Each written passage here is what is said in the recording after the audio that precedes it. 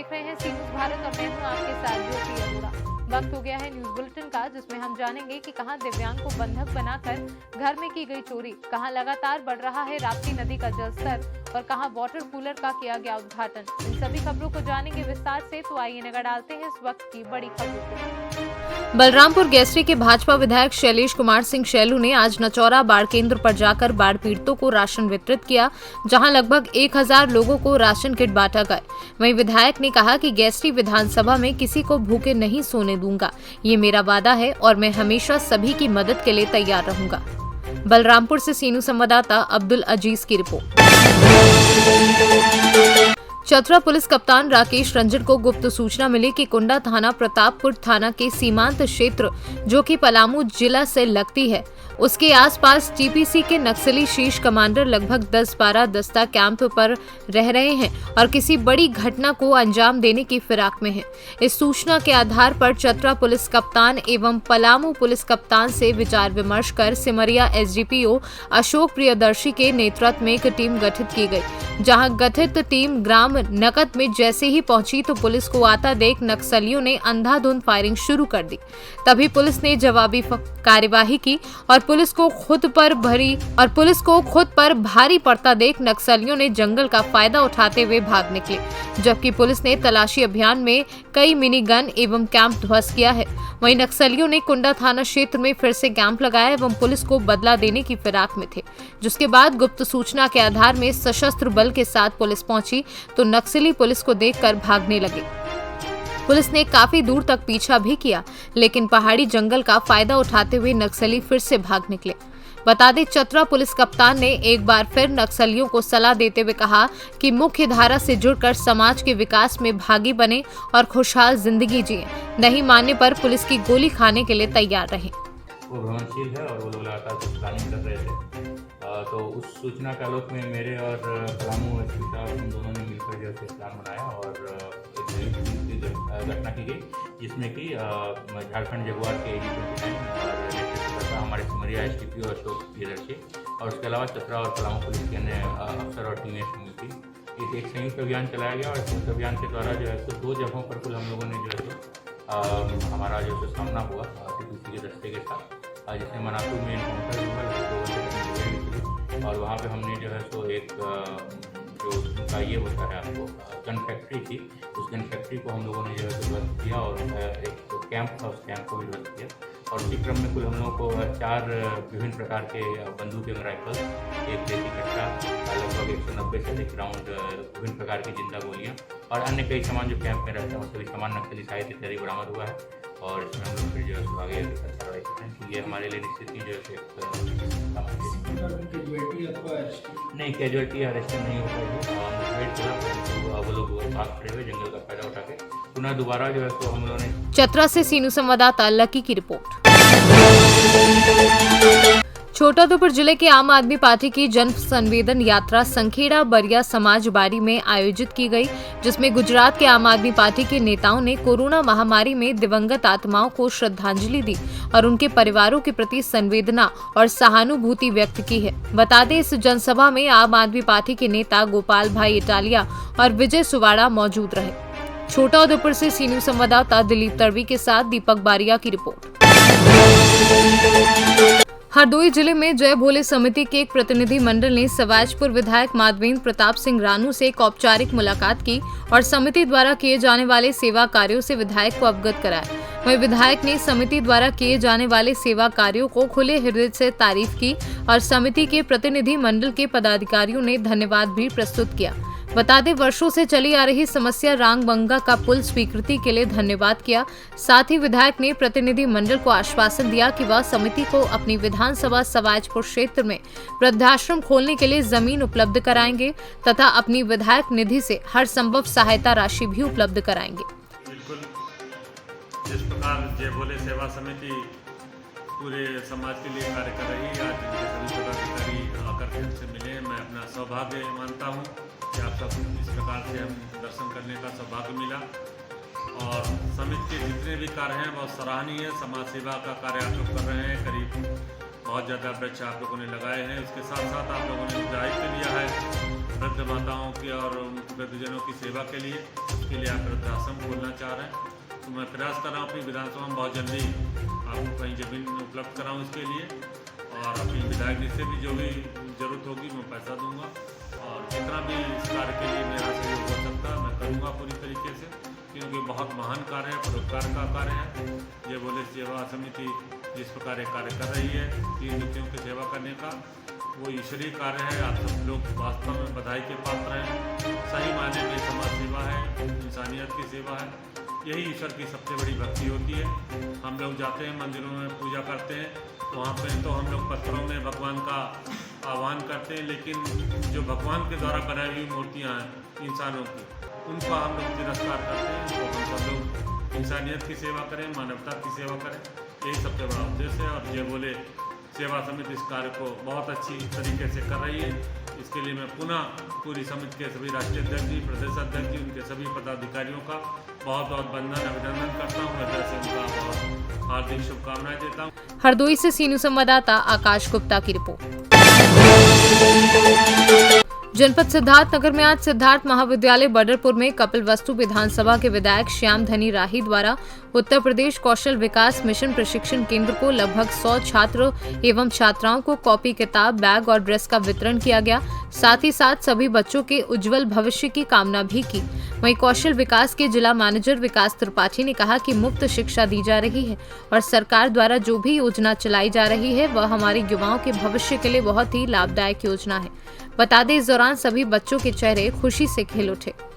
मेरा नाम विकास त्रिपाठी है, जिला कौशल विकास जिला मैनेजर हूँ जी। और उत्तर प्रदेश कौशल विकास द्वारा संचालित यह प्रशिक्षण केंद्र जो आपके सिद्धार्थनगर जनपद में चल रहा है, इसमें यह एक प्रशिक्षण केंद्र लोटन में है, जहाँ पे बच्चों के निःशुल्क प्रशिक्षण कार्यक्रम चलाया जाता है। जिसमें हमारे वहाँ हेल्थ केयर संबंधित भी ट्रेड है, रिटेल है, जिसमें यहाँ पे भी रिटेल ट्रेड चल रहा है। जिसमें बच्चों का वर्दी वितरण उनके उत्साह के लिए माननीय विधायक जी द्वारा बंटवाया गया है और उनका पुस्तक वितरण हुआ है। वह लॉकडाउन की वजह से प्रशिक्षण कार्यक्रम बंद हो गया था, उसको पुनः संचालित कर इसको आगे बढ़ाने का कार्य यहाँ किया जा रहा है। कितने बच्चे इस संस्था के अंदर होंगे? 216 बच्चों का प्रशिक्षण कार्यक्रम प्रारंभ किया गया था, जिसमें लगभग 170 बच्चों को पुनः लाकर यहाँ प्रशिक्षण का निःशुल्क प्रशिक्षण पुनः संचालित किया जा रहा है। सिद्धार्थनगर से सीनू संवाददाता राकेश मिश्रा की रिपोर्ट। उत्तर प्रदेश के बुलंदशहर के सिकंदराबाद थाना चौकी के अंतर्गत क्राइम कम होने का नाम नहीं ले रहा है। हत्या, लूट, चोरी की घटना लगातार सामने आ रही है। पुलिस भले ही क्राइम को कंट्रोल करने के लाख दावे करती हो, लेकिन बुलंदशहर पुलिस के दावे बेईमान नजर आ रही है। ताजा मामला कस्बा सिकंदराबाद का है, जहां देर शाम हरीशाह मोहल्ले में 3 बदमाश का घर का ताला तोड़कर अंदर घुस गए। वहीं घर के अंदर दिव्यांग महिला को बंधक बनाकर मारपीट कर लाखों रुपए के हीरे व सोने के जेवरात का सामान लूट कर फरार हो गए। पीड़ित परिवार शाम को अपने किसी परिचित के यहाँ जन्मदिन की पार्टी में गया था और दिव्यांग महिला को घर पर ही छोड़ गए थे। पीछे से 3 बदमाश ताला तोड़कर घर के अंदर घुस गए और दिव्यांग महिला के साथ मारपीट कर घर में रखे सोने व हीरे के जेवरात 5,000, 2 क्रेडिट कार्ड, 1 डेबिट कार्ड, तकिए के कवर में भरकर साथ ले गए। वहीं पीड़ित दबंग महिला ने बताया कि बदमाश ताला तोड़कर अंदर घुसे और घुसकर मेरे गले दबाने का प्रयास किया, शोर न मचाने की धमकी दी, शोर किया तो जान से मारने को भी बोला। नाम क्या है? महिमा जी, आप यहाँ पर चोरी की वारदात हुई है, क्या मामला है? कितने लोग थे? 3 लोग। कैसे घुसे वो अंदर? ताला तोड़ के। तो आपके साथ क्या घटना की उन्होंने? मैंने मेरा गला पकड़ा और ये बोला कि बोलना मत, चुप रहना, अगर बोलोगे तो मारेंगे। उनके पास कोई हथियार थे क्या? नहीं, कोई हथियार नहीं थे।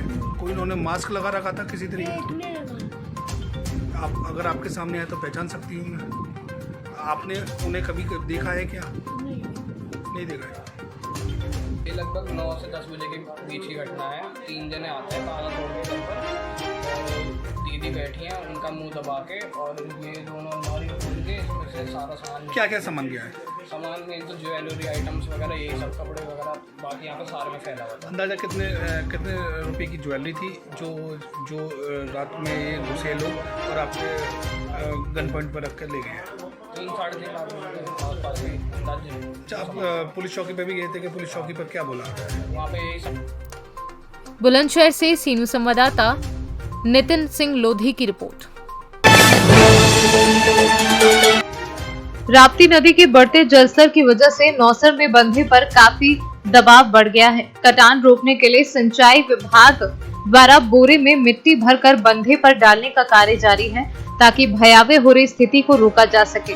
वहीं दूसरी ओर बंधे से सटे गांव शोरगढ़ और बहरामपुर के लोगों के घर में ज्यादा पानी घुस जाने से लोग अपने अपने घर से निकलकर बंधों पर अपना अपना डेरा डाल रहे हैं। अगर नदी के जलस्तर में कमी नहीं आती है तो इससे विगत 23 वर्ष पूर्व सन 1998 जैसे हालात हो सकते हैं। गोरखपुर से सीनू संवाददाता संतोष कुमार के साथ धीरज शर्मा की रिपोर्ट। सांडी गल्ला मंडी में कस्बे के प्रमुख व्यवसायी बबला रस्तोगी की माता मनोरमा रस्तोगी की स्मृति में वाटर कूलर का उद्घाटन अपर जिलाधिकारी संजय सिंह ने किया। इस मौके पर उन्होंने वृक्षारोपण किया। कार्यक्रम को संबोधित करते अपर जिलाधिकारी संजय सिंह ने कहा कि मंडी में वाटर कूलर बनने से मंडी में काम करने वाले मजदूर और किसानों को सहूलियत रहेगी। रस्तोगी बंधुओं द्वारा ये पूर्ण कार्य किया गया है। इस मौके पर शेखर रस्तोगी ने एडीएम को स्मृति चिन्ह भेंट किया। इस मौके पर पूर्व चेयरमैन दिनेश चंद गुप्ता, मंगा रस्तोगी, बबलू राठौर, आर्य समाज प्रधान ब्रजेंद्र शर्मा मौजूद रहे। आज यहाँ पर एक प्याऊ और शेड का उद्घाटन था। बहुत ही उत्कृष्ट कोटि का ये पानी पीने वाला प्याऊ और उसके साथ मशीनीकृत व्यवस्था और शेड के साथ बाबला रस्तोगी एवं उनके बंधुओं द्वारा माँ की याद में ये समर्पित किया गया है लोगों के लिए। तो इसमें आने वाले मंडी आने वाले मजदूर से लेकर के किसान तक और अन्य लोग भी जो यहाँ आएंगे निश्चित तौर पर इस प्याऊ से लाभान्वित होंगे। एक जनहित की दिशा में एक बेहतर कदम उठाया गया है। हरदोई से सीनू संवाददाता आकाश गुप्ता की रिपोर्ट। ऑल इंडिया यूनाइटेड मुस्लिम मोर्चा के द्वारा प्रेस वार्ता की गई। प्रेस वार्ता को संबोधित करते हुए कमल अशरफ राष्ट्रीय उपाध्यक्ष व प्रवक्ता ने खुले तौर पर कहा कि दलित मुस्लिम की भी जातिगत जनगणना हो। उभरते हुए भारत एवं भारतीय समाज के समस्त विकास के लिए समय की पुकार है। श्री अशरफ ने कहा कि चाहे पार्लियामेंट हो या सुप्रीम कोर्ट के केंद्र सरकार हो या राज्य सरकार, इनके समग्र भी दलित मुस्लिम के अधिकार की बात रखी गई है। मोर्चा को हमेशा दलित मुस्लिम की आबादी का डाटा उपलब्ध कराने के नाम पर डाला गया मोर्चा दलित मुस्लिमों की जातीय जनगणना की मांग पर आंदोलन चलाएगा। अशरफ ने कहा कि जातीय आधार पर जनगणना करने के लिए ट्यूशन एक्ट 1948 में संशोधन करने की तरफ जातिवाद और ना होगा, जिसके लिए केंद्र सरकार पर दबाव बनाने की जरूरत है। और इस मुतालबे ने भी मजबूर कर दिया कि पक्ष और विपक्ष भी एकजुट होकर के जाकर प्रधानमंत्री को ज्ञापन सौंपा। हम लोगों का ये कहना है कि जब तक 1948 के जनगणना अधिनियम में अमेंडमेंट नहीं होगा, जातीय जनगणना नहीं हो सकता। 1931 में पहली दफा ब्रिटिश सरकार ने जातीय जनगणना कराया था। 1941 में जातीय जनगणना ही नहीं हुआ, क्योंकि उस वक्त अपना देश ही नहीं पूरी दुनिया की हालत अच्छी नहीं थी। पटना से सीनू संवाददाता गोपाल प्रसाद सिन्हा की रिपोर्ट। रतलाम के ग्राम बांदा तहसील सिंगोली जिला नीमच में एक गरीब आदिवासी निर्दोष कन्हैया लाल भील को नीमच सिंगोली मार्ग पर बंधक बनाकर उसके पास के ही गांव पाटन के चित्रमल गुर्जर एवं उनके साथियों के द्वारा मारपीट की गई और पिकअप वाहन के पीछे रस्सी से बांधकर लंबी दूरी तक घसीटा गया तथा आरोपियों द्वारा इस क्रूरतम कृत्य का वीडियो बनाकर बिना किसी भय व डर के सोशल मीडिया पर वायरल भी किया गया। इस जघन्य कृत्य से कन्हैया लाल गंभीर रूप से घायल हो गया है और अंत में नीमच अस्पताल में उनकी दर्दनाक मौत हो गई। मानवता को शर्मसार करने वाली इस घटना के घटित होने के लगभग 36 घंटे बाद पुलिस प्रकरण पंजीबद्ध किया गया है। यह स्थानीय पुलिस प्रशासन की घोर लापरवाही है और आदिवासी समन्वय मंच के संयोजक डॉक्टर के.एस. डामोर ने बताया कि आदिवासियों पर दिन प्रतिदिन अत्याचार बढ़ रहे हैं। पहले भी देवास जिले के नेमावर में एक परिवार के 5 लोगों को मौत के घाट उतार दिया गया था और उसके बाद अब नीमच में भी निर्दोष आदिवासी कन्हैया लाल भील को भी सिंगौली मार्ग पर बंधक बनाकर व पिकअप वाहन से बांधकर घसीटा गया, जिससे उसकी मौत हो गई।